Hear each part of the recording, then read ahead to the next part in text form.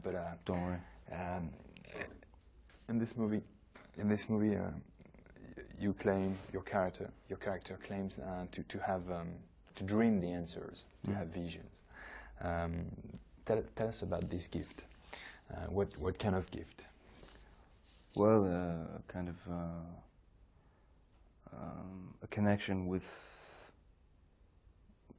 sort of the gift of intuition, you know, the gift of instinct, of vision, which I think, on some level, however small, I think we all have, we're all capable of. Part of Aberline, you know, early on, when we were talking about, you know, the opium and maybe using the opium to, you know, to get the visions, I in fact thought that he would need the opium only to silence the demons in his head in order to be able to arrive at the vision, you know, to quiet the demons in his that are screaming in his brain, you know. Have you yourself, you know, some people, some writers, they have ideas at night, often at night in their sleep.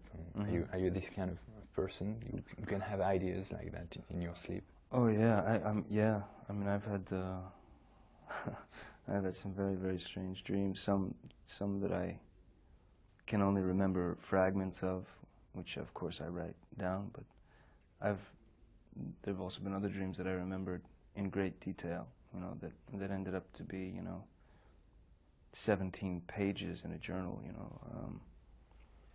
What kind of is it for creation? Is it ideas of a fiction, of a novel? Well, I mean, some of them, for sure, some of them will end up somewhere. I don't know where, but I'll end up using them, whether in a film or in something that I write or in something that I draw or paint.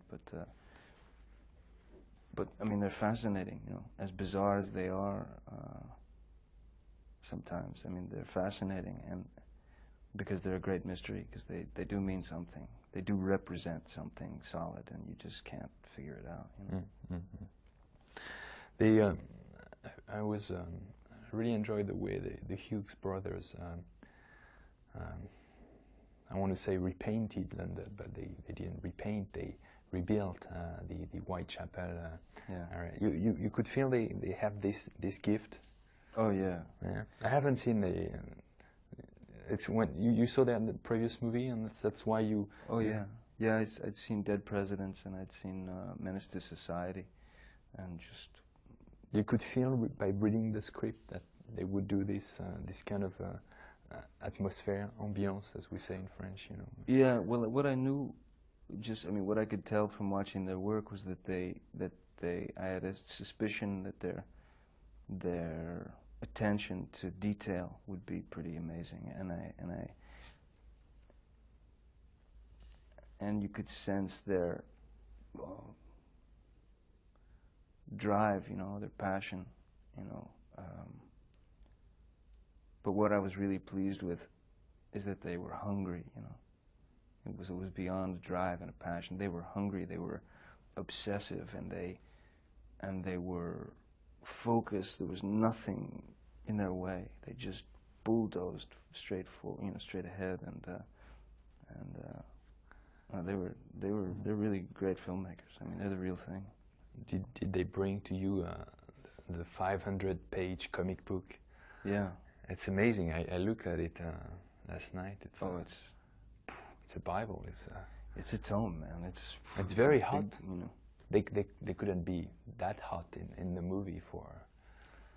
Oh yeah, I mean, impossible to translate that thing into screenplay. I mean, that entire thing. It's so dense. It's so involved. It's so. I mean, it's like some kind of incredible mathematical, you know, equation. It's incredible. Though that it's the origin of the project, right? Yes, that's the origin of the project. Yeah.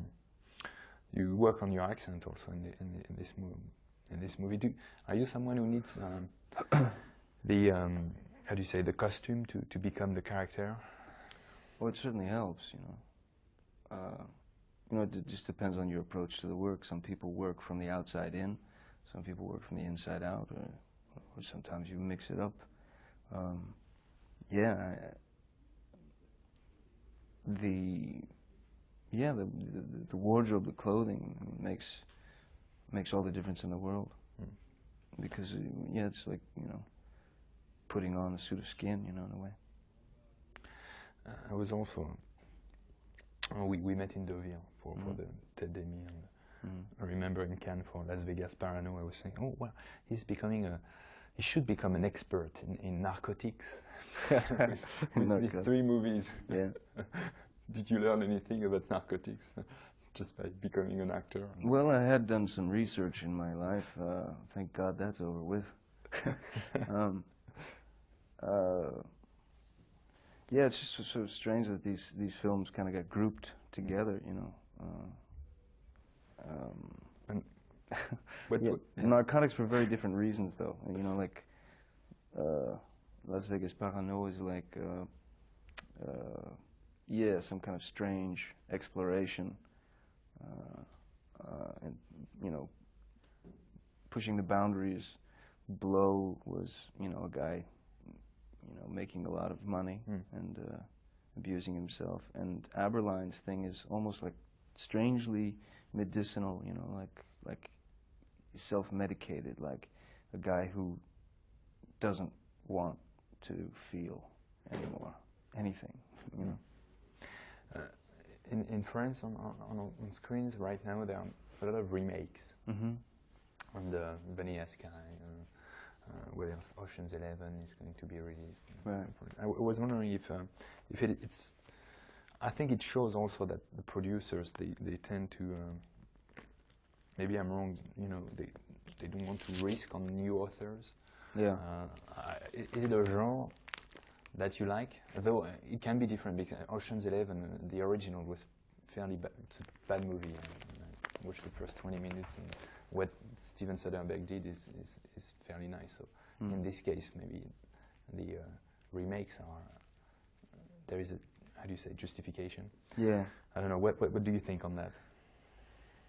Well, I think it depends. You know, I think if a filmmaker goes in and makes, for instance, Soderbergh going in and remaking Ocean's 11, I mean, the original